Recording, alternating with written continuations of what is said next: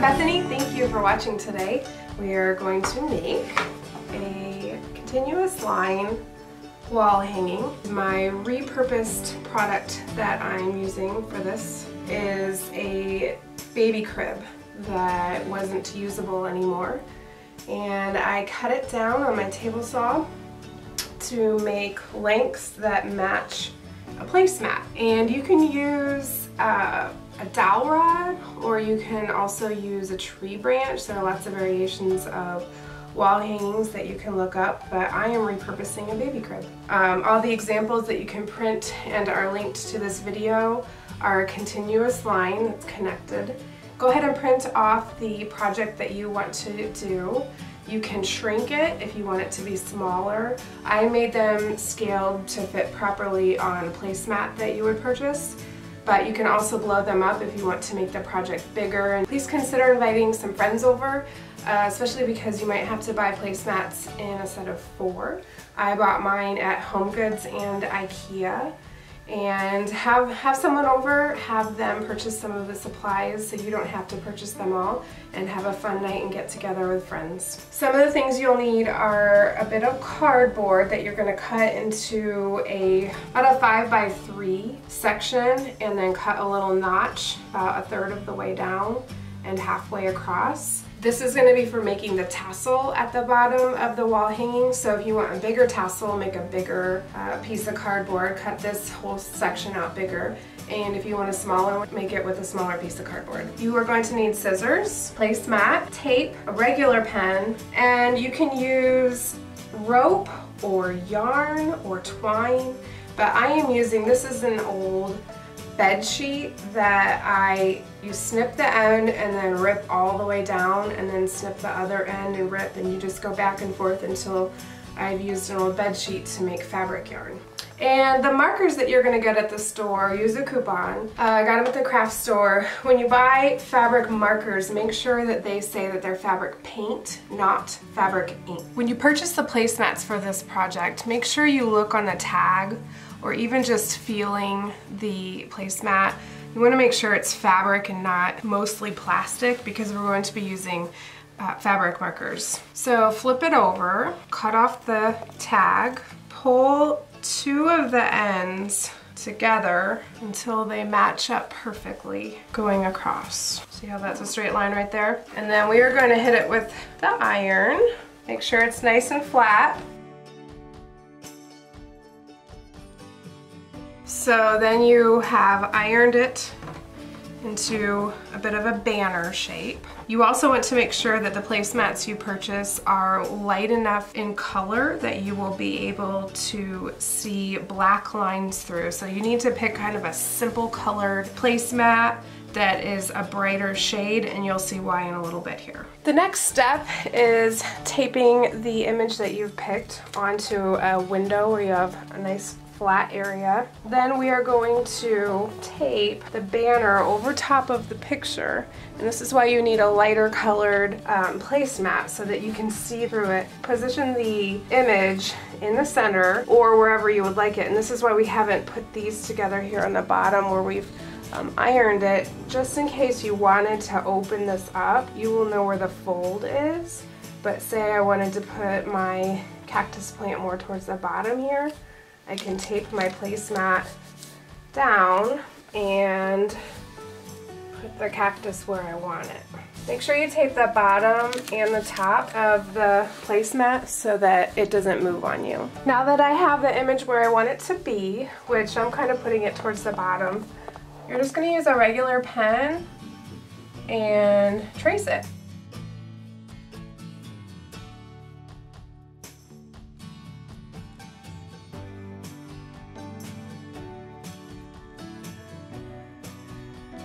So I have my line drawing done, and I've opened my placemat back up so it's nice and flat again while I work on the painting part. And you want to pick a color that is going to show up and also coordinates with the color of your placemat. If you're scared, then just do a tan or a white, just a neutral color. And I think for this I'm gonna do the dark gray. These pens, when you buy them, this is brand new, it looks white, don't panic. You'll need a scrap piece of paper or something to use to activate the paintbrush. So just kind of squeeze it. You'll notice the paint starting to come down towards the end. And after about every 4 inches or so of painting, you'll want to kind of do this again where you just reactivate the paint. So play with the pen a little bit until the paint isn't quite so watery. If you're right-handed, you want to start all the way to the left-hand side. That way your arm is not going over top of your paint lines. If you're left-handed, start on the right side. And you're just going to, using very soft sweeping motions, trace your drawing, and again, just keep reactivating that paint. When you're going to go one way on about a 3 or 4 inch section, and then you're going to go back the other way. The reason you need to do this is because of the fibers on the placemat. It'll look choppy if you only go one way and don't go back the opposite direction. If this is hard for you and you start into this and you realize it's not going to look good, some people are just naturally better at keeping a steady hand than others, and so hopefully you've got someone you trust close by and they can do this part for you.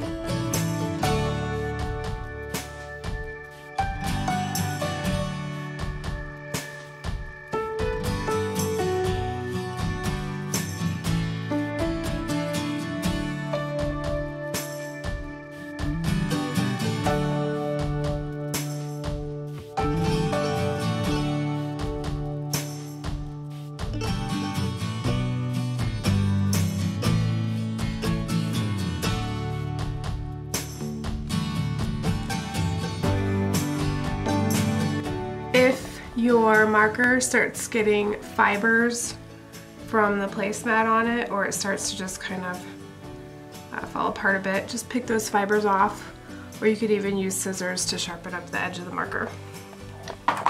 So while we're waiting for that to dry, let's go ahead and make our tassel. So the first thing you're going to do with your yarn or twine or what you've chosen is cut a piece to go along the top of the cardboard and just kind of tape it on the edges like that. You're going to start at this end where the bottom of the tassel will be and put one more piece of tape to keep that in place, just like that.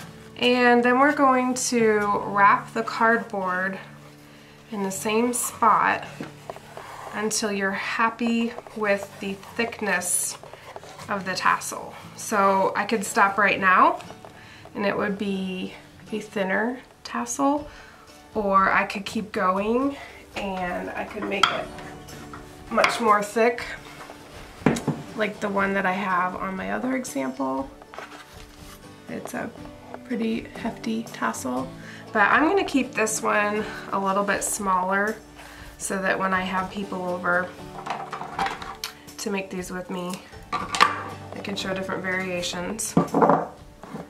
And let's go ahead and take one more piece of tape and tape that end down. And then we need another piece of the rope. I would say make it about 1 foot long, double it over. So the end is here, come out 1 foot, go back. So it's 2 feet long in length total. What you're going to do is start wrapping the doubled up piece around the tassel yarn until, again, it's the thickness that you want it to be. And when it looks good, pull it nice and tight and tie a knot.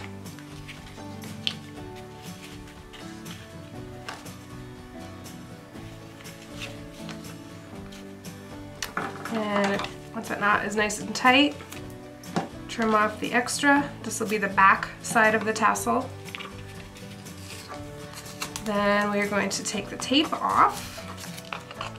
Slide the tassel off the bottom. Take the tape off.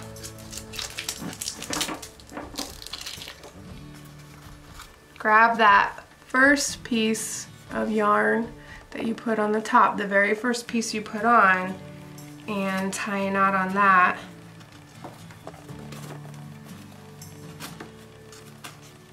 And slip it off the top.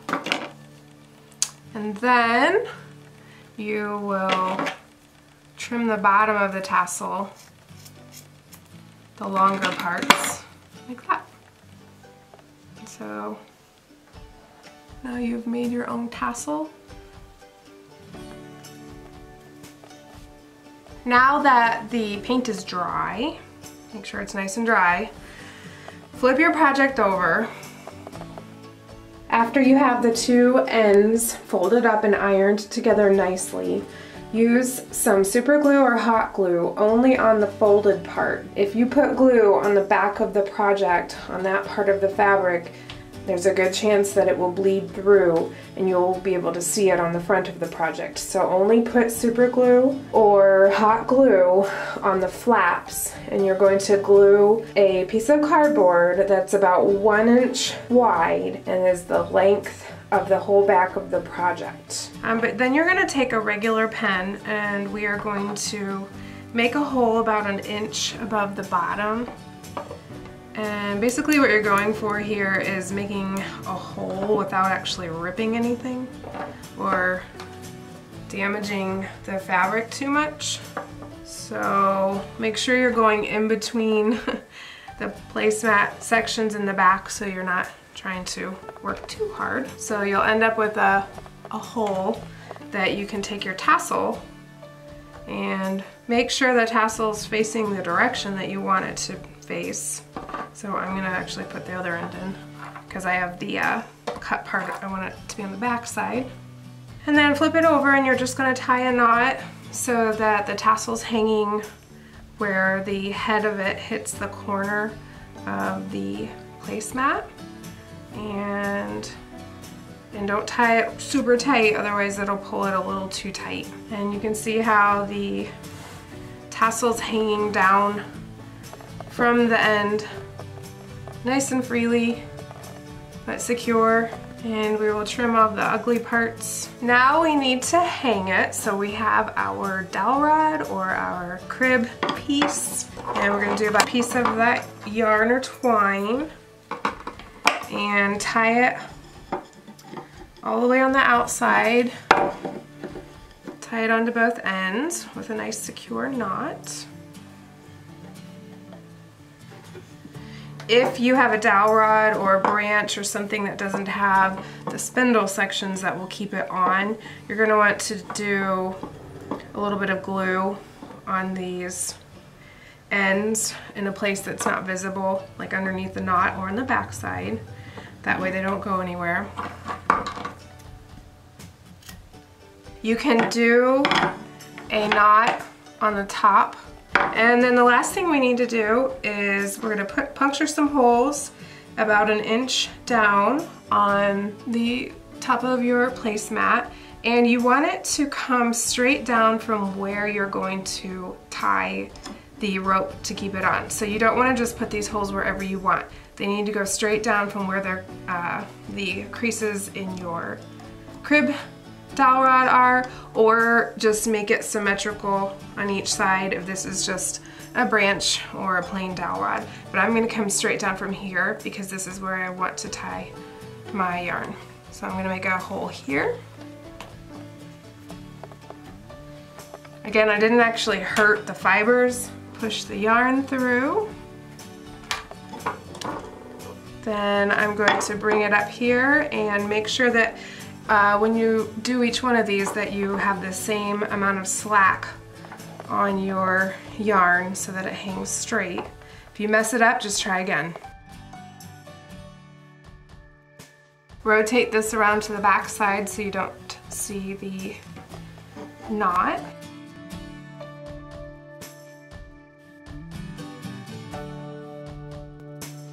I hope this project was really fun for you. I hope that you shared it with some friends. Make a couple of these for gifts, especially for teachers or for Christmas. Find the other videos that I've made and continue to share the sweetness of creativity.